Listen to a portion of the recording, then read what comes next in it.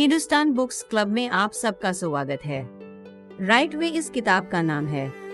Wright brothers के 7 समस्या समाधान सिद्धांत जो आपके व्यवसाय को ऊपर उठा सकते हैं। इस किताब के लेखक का नाम है मार्क एबलर। इंट्रोडक्शन।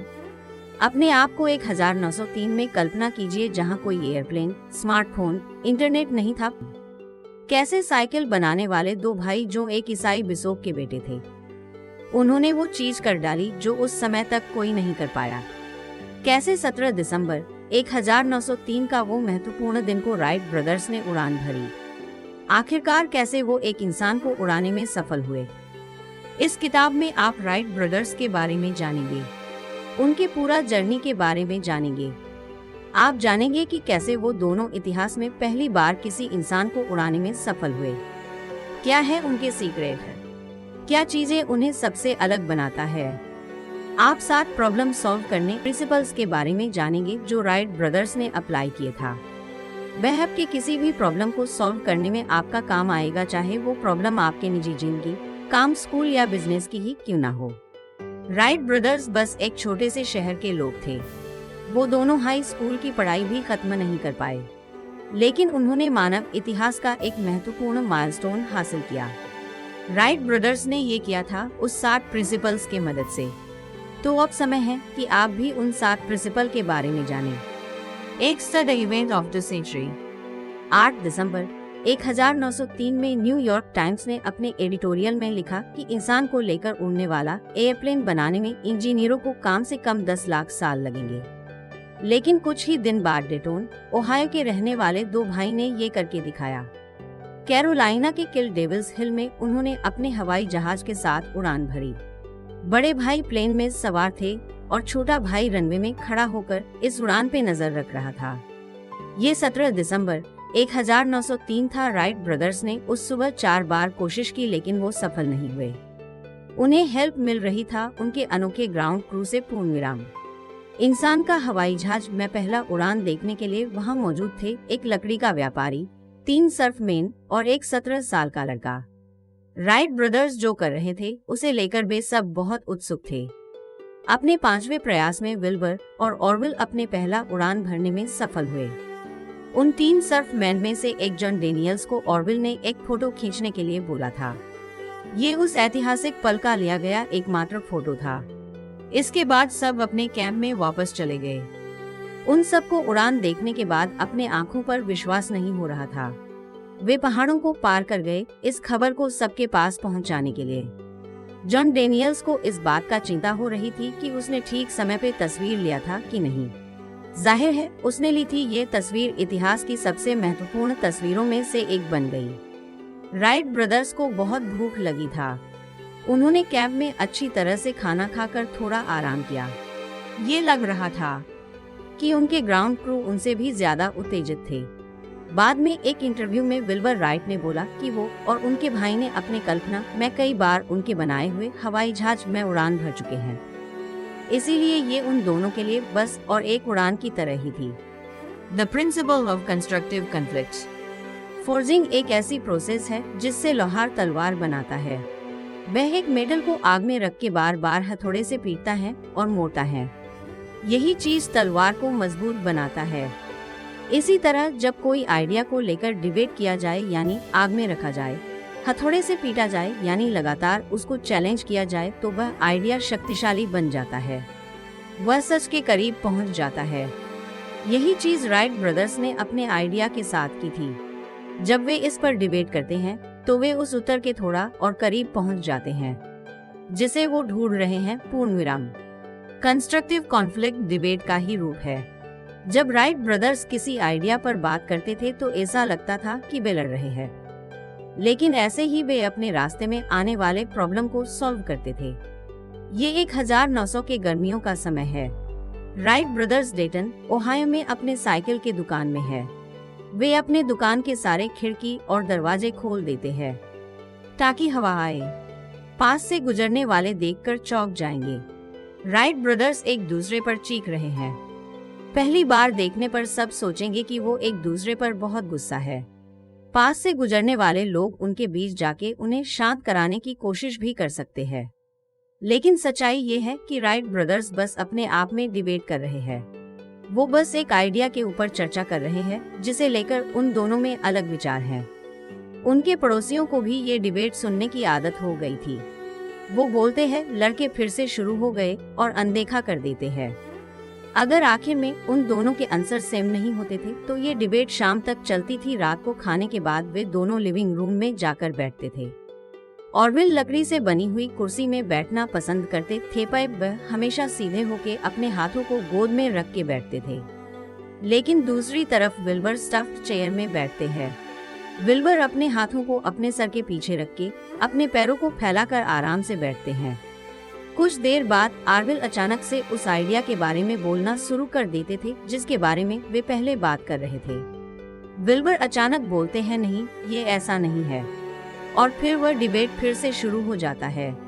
उनकी आवाज इतनी ज्यादा है कि उनकी आवाज उनके हाउसकीपर के कानों तक पहुंच जाती थी।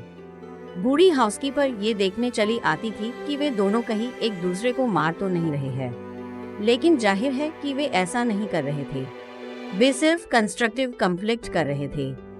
The principle of worst things first, tackle the tyrant का मतलब है कि पहले सबसे बड़े प्रॉब्लम को सॉल्व करें। उदाहरण के तौर पर एक बिजनेस प्रोजेक्ट को लीजिए। टीम पहले आसान प्रॉब्लम को सॉल्व करती है, छोटे मोटे चीज सब सही जगह पे है, लेकिन जब वे प्रोजेक्ट को खत्म करने के नजदीक होते हैं फिर जाकर उनको पता चलता है कि वे आगे नहीं बढ़ सकते क्योंकि उन्होंने सबसे बड़ी प्रॉब्लम को अनदेखा किया था। वो सबसे जरूरी काम को करना भूल ही गए। फिर वो टीम उस प्रोजेक्ट को खत्म नहीं कर पाते हैं। अगर आप पहले टिरान से छुटकारा पाले, अगर आप पहले सबसे बड़े प्रॉब्लम से छुटकारा पा लेते हैं, फिर बाकी सब चीजें आसान हो जाती है। ये आपको भरोसा दिलाता है कि प्रोजेक्ट सफल होगा। ये उस सिद्धांतों में से एक है जिसे राइट ब्रदर्स ने इस्तेमाल किया था दुनिया का पहले इंसान को लेकर उड़ने वाला हवाई जहाज बनाने में। बच्चों की एक कहानी है जिसका नाम है the three billy goats gruff. एक समय की बात है, कुछ बकरे थे जो एक नदी के उस पार जाना चाह रहे थे। वो बहुत खुश थे क्योंकि नदी के उस पार बहुत सारा हरा घास था। उस पार जाने का एक ही रास्ता था जो था एक पुराना लकड़ी का पुल। पुल के नीचे पानी का बहाव बहुत ज्यादा था। पुल के नीचे एक बड़ा और एक आंख वाला ट्रोल रहता था जो उस पुल से गुजरने वाले सभी को खाने की कोशिश करता था। छोटी सी लड़की जो ये कहानी सुन रही थी उसने अपने दादी से पूछा, बकरियां कोई दूसरे रास्ते से क्यों नहीं गए? पूर्ण विराम। दादी ने कहा, हो सकता है उन सब ने कोशिश की हो, लेकिन आज हो या कल उन्हें उस ट्रोल का सामना करना ही था, यानी उन्हें टिरंट तैरंट का सामना करना ही था।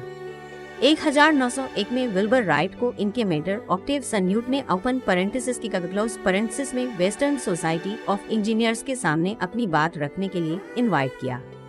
जब सन्यूट ने विल्बर का परिचय करवाया तो उन्होंने हवाई जहाज का भारी होने की वजह से जो प्रॉब्लम हो रहे थे उसके बारे में बताया। सन्यूट ने बोला कि असली प्रॉब्लम है एक सही पावर प्लांट, मतलब हवाई जहाज का मोटर। उन्होंने बताया कि विल्बर भी ये मानते हैं। विल्बर ये सुन के चौंक गए। उनको नहीं लगता था कि यहाँ मोटर टिरंट है, लेकिन वह अपने मेंटर को नीचा नहीं दिखाना चाहते थे। तो विल्बर खड़े हुए और अपनी बात सबके सामने खुलकर बोले। राइट ब्रदर्स के लिए हवाई जहाज के मोटर सबसे बड़ी प्रॉब्लम नहीं था, बल्कि असली प्रॉब्लम थी बैलेंस और कंट्रोल। उन्होंने अपने मन की बात सोसाइटी में सबके सामने रखी। बैलेंस और कंट्रोल को छोड़ के बाकी सभी प्रॉब्लम छोटी है। राइट ब्रदर्स ने कहा, अगर हम बैलेंस और कंट्रोल के प्रॉब्लम का समाधान कर सके तो हम इतिहास में पहली बार किसी इंसान को हवाई जहाज में उड़ने में सफल होंगे। यही वह चीज थी जिसके ऊपर उन्होंने किल डेविल्स हिल पर विजय हासिल की। वो टायरेंट को हरा के सफल हुए। The principle of inveterate tinkering. Fielding और टिंकरिंग लोगो बॉक्स के साथ खेलने के जैसा है। आप तब तक उसे जोड़ते और तोड़ते हैं जब तक कि आप अपने मुताबिक कुछ बना ना ले। ये राइट ब्रदर्स की एक खासियत थी। वे मशीनों को खोल कर देखते थे कि वो कैसे काम करती है। वे इसके साथ छेड़छाड़ करते थे और उसे पहले से बेहतर मशीन बना देते थे। विल्बर और ऑरविल के पापा थे बिशप मिल्टन राइट। अक्सर उन्हें काम की वजह से दूर रहना पड़ता था। बिशप की सैलरी कम थी, लेकिन वो अपने बच्चों के लिए तोहफा जरूर लाते थे।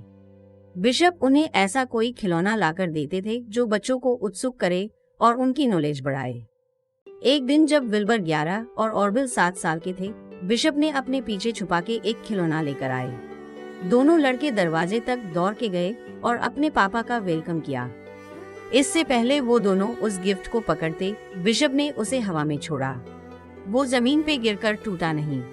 वह कुछ देर तक हवा में उड़ा और फिर धीरे से आकर जमीन पे गिर गया। वो तोहफा था एक खिलौना हवाई जहाज।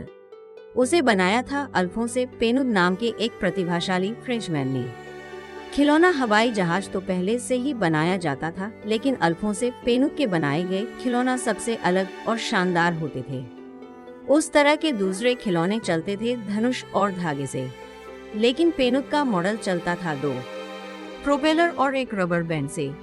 वो खिलौना हवाई जहाज बहुत ही अच्छे से और आराम से हवा में उड़ता था। राइट ब्रदर्स बहुत एक्साइटेड ओपन पैरेंथेसिस से क्लोज पैरेंथेसिस थे। वे दोनों इसके साथ छेड़छाड़ करते रहे ताकि वो समझ सके कि वह खिलौना काम कैसे करता है।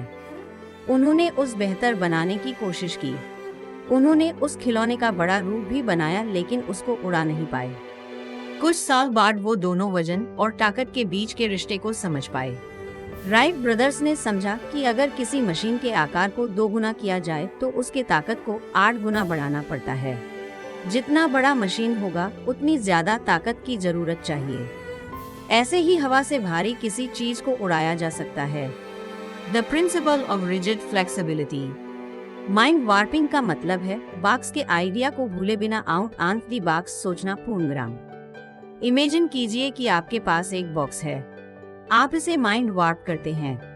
आप इसे उन सभी शेप और फॉर्म में इमेजिन करते हैं जो पॉसिबल हैं। असली बॉक्स को सोसाइटी और आपके पर्सनल एक्सपीरियंस से इन्फ्लुएंस किया गया था। अगर आप इसे वार्प करते हैं तो आप नए पॉसिबिलिटीज को देखेंगे जो आपने पहले कभी नहीं देखी। आप उस प्रॉब्लम के नए सॉल्यूशंस को जानेंगे।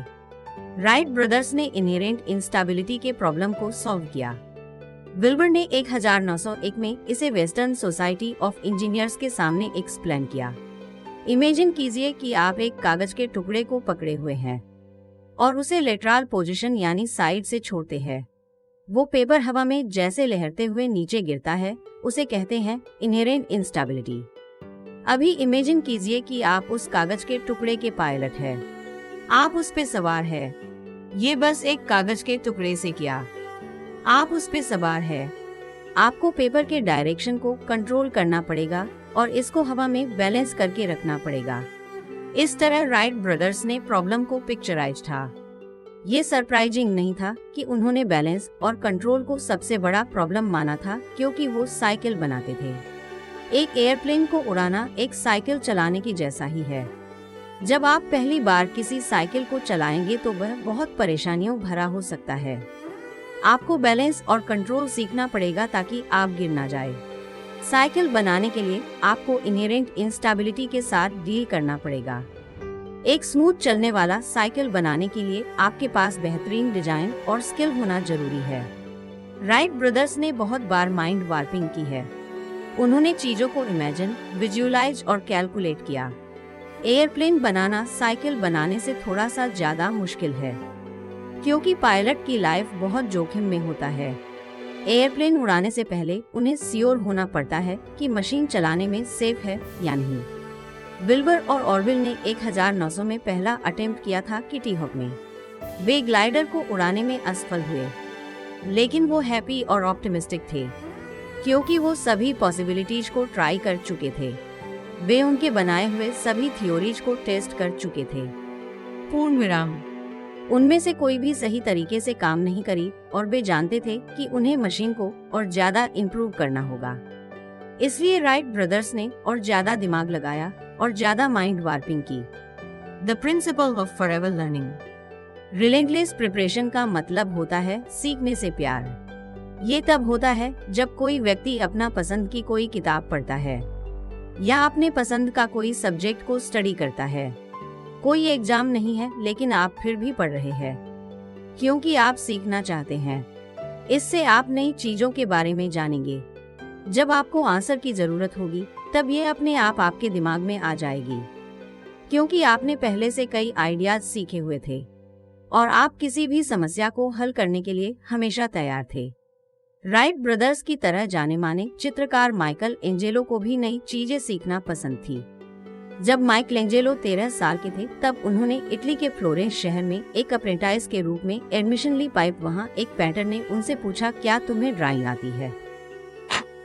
उन्होंने जवाब दिया नहीं, लेकिन माइकल एंजेलो ने ये भी बोला, मैं सीख सकता हूँ। ये अप्रेंटाइज उसके बाद बहुत आगे तक गया।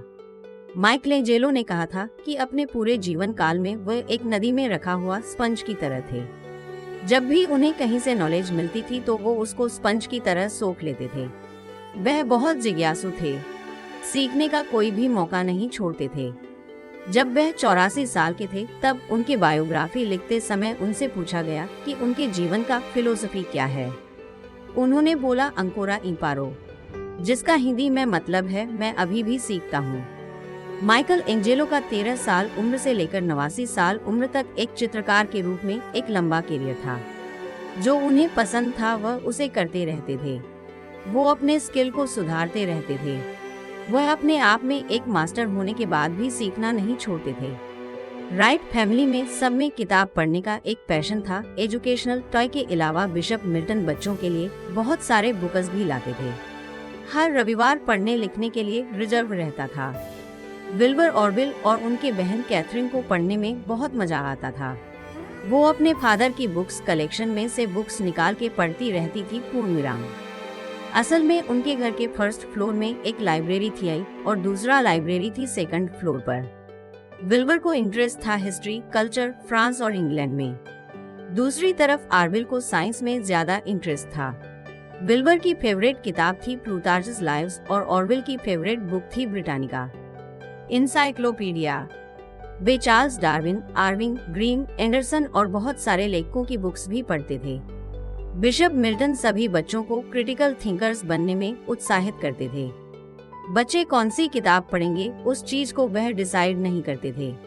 इस फ्रीडम ऑफ नॉलेज ने राइट ब्रदर्स को सफल होने में हेल्प किया। The principle of methodical meticulousness, methodical और मेटिकुलस बनिए।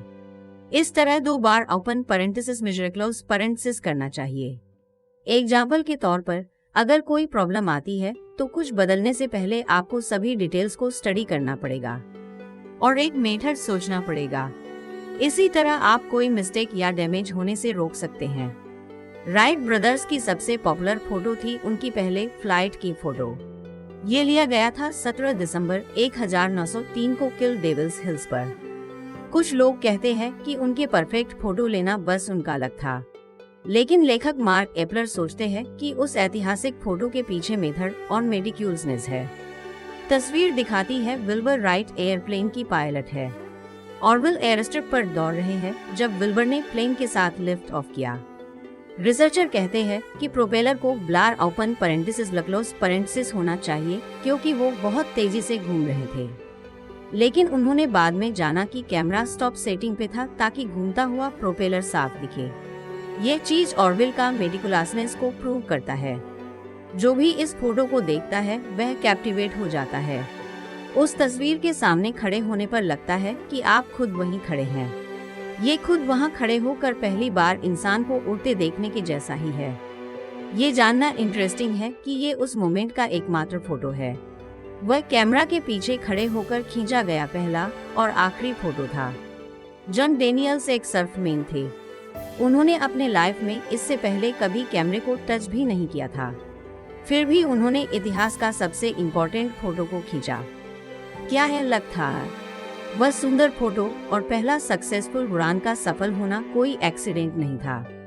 राइट ब्रदर्स ने उनके उस अटेम्प्ट पे सफल होने के लिए मेथड और मेटिक्यूलसनेस का इस्तेमाल किया था।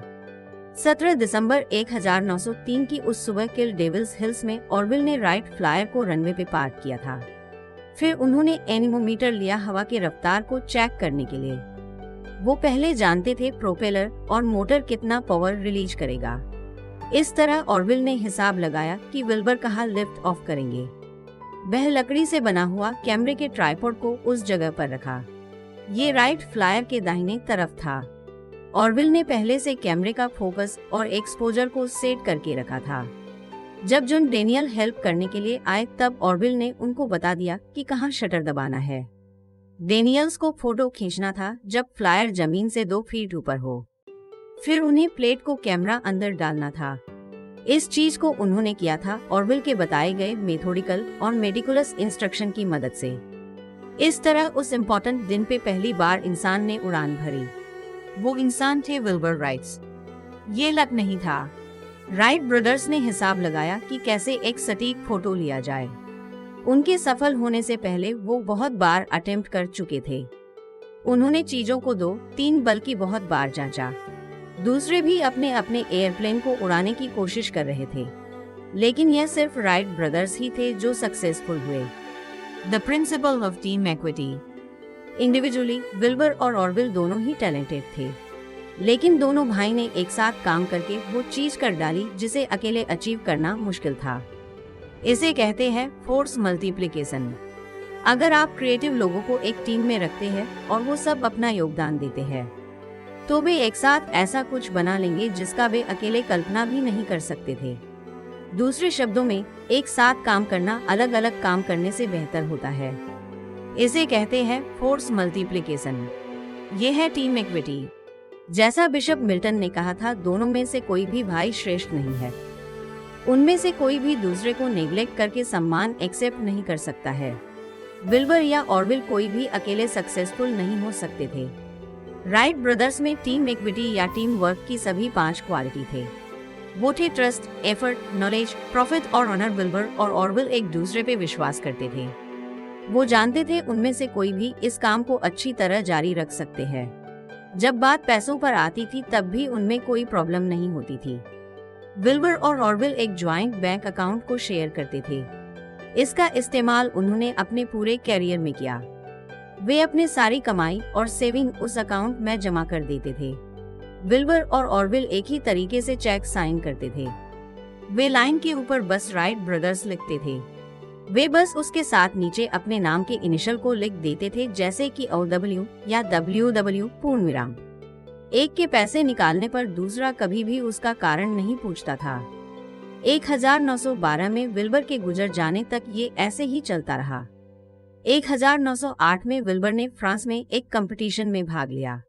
ये कूप दे मिशेल ट्रॉफी के लिए था, जिसे दिया जाता था इंसान को लेकर सबसे लंबा उड़ान भरने वाले एयरप्लेन को। विजेता को 20,000 फ्रांक मिलता था। विल्बर ने अपने फ्लायर का अच्छे तरीके से प्रदर्शन किया। वह 2 घंटा और 18 मिनट तक उड़ान भरी, जो रनर अप से 3 गुना ज्यादा था। विल्बर को अल्टीमेट चैंपियन के रूप में घोषित किया गया। वहां उस कंपटीशन के बाद एक डिनर था। ऑरविल और कैथरीन भी वहां मौजूद थे विल्बर को सपोर्ट करने के लिए। उन सब ने स्टेज पे एक साथ कैश प्राइज और ट्रॉफी लिया। विल्बर ने एक स्पीच भी दी। उसके बाद होस्ट ने उनको 20,000 फ्रांकन दिया।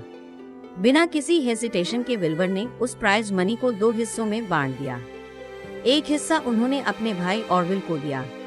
ऑरविल ने उसे लेकर अपने पॉकेट में रख लिया। इस जेस्चर के द्वारा विल्बर ने दुनिया को बोला कि वो और उनके भाई दोनों ही इसे समान रूप से डिजर्व करते हैं। ट्रस्ट और प्रॉफिट के अलावा राइट ब्रदर्स नॉलेज को भी इक्वल रूप से डिस्ट्रीब्यूट करते थे। विल्बर जो कुछ भी जानते थे वो ऑरविल के साथ शेयर करते थे। ऑरविल भी वैसा ही करते थे। वो उन दोनों को एक ही समझते थे। विल्बर एक बार बोले थे कि जो कुछ भी उन्होंने अचीव किया था वह उन दोनों के शेयर किया हुआ डिस्कशन और सजेशन का नतीजा है। सभी थ्योरी और आइडिया उन दोनों के बीच बाउंस करता था। उन दोनों ने अपनी नॉलेज को एक साथ मिलकर बढ़ाया। पूर्ण विराम। उन दोनों ने एक साथ एक टीम के रूप में नॉलेज को पावर बनाया। कंक्लूजन। आपने राइट ब्रदर्स से 7 प्रॉब्लम सॉल्व करने वाले प्रिंसिपल को जाना। वे हैं forging, tackle the tyrant, fiddling, mind warping, relentless learning, math twice और फोर्स मल्टीप्लिकेशन। फोर्जिंग का मतलब है एक आइडिया को लेकर तब तक डिबेट करना जबकि वह स्ट्रॉन्ग ना बन जाए। टेकल द टायरेंट का मतलब है कि सबसे पहले सबसे बड़े प्रॉब्लम को सॉल्व करना। माइंड वार्पिंग का मतलब है अलग नजरिए से देखना और सोचना। रिलेंटलेस लर्निंग का मतलब है कि नॉलेज के लिए प्यार। मेजर ट्वाइस का मतलब मेथोडिकल और मेटिकुलस बनना है। फोर्स मल्टीप्लिकेशन का मतलब है कि एक साथ काम करना अकेले काम करने से बेहतर होता है। अगर राइट ब्रदर्स के सफल होने के पीछे कोई और सीक्रेट इंग्रेडिएंट था तो वो था उनका पैशन। वे जब छोटे थे तब से उड़ने के सपने देखते थे। जब से बिशप मिल्टन ने उन्हें वह टॉय एयरप्लेन दिया था तब से वे उसके बारे में एक्साइटेड थे। विल्बर और ऑरवेल बड़े हुए बुक लवर और क्रिटिकल थिंकर्स के तौर पे। राइट ब्रदर्स अपने साइकिल के बिजनेस से खुश रह सकते थे। सक्सेसफुल बनने के लिए उनमें मैकेनिकल, फाइनेंशियल और एंटरप्रेन्योरियल स्किल था, लेकिन वे कुछ और चाहते थे। बहुत बार फेल होने के बाद भी उन्होंने सपना देखना नहीं छोड़ा। वे उड़ने के लिए पैशनेट थे, बेरुके नहीं जब तक वो प्लेन उड़ाने में सफल नहीं हुए। राइट ब्रदर्स ने सीखा था अगर आप मशीन के आकार को 2 गुना करते हैं तो आपको इसके पावर को 8 गुना करना पड़ेगा इसे उड़ने के लिए। वो विश्वास करते थे कि प्रोपल्सन और पावर से बड़ा प्रॉब्लम है बैलेंस और कंट्रोल। इस तरह इन सभी प्रिंसिपल्स, उनके पैशन और प्रैक्टिस की मदद से विल्बर और ऑरवेल ने हवा से भारी किसी चीज को हवा में उड़ाकर दिखाया। ये सही मायने में अमेजिंग है कि कैसे एक मशीन 100 लोगों को लेकर घंटों तक आसमान में उड़ती रहती है। हम राइट ब्रदर्स के आभारी हैं। हम उन इंजीनियर्स के आभारी हैं जो राइट ब्रदर्स की तरह काम करते हैं। ये समय है कि इस साथ प्रॉब्लम सॉल्व करने वाले प्रिंसिपल्स को आप भी यूज करें। एक बार अगर आप ये करते हैं तो आप एक्स्ट्राऑर्डिनरी बन जाएंगे।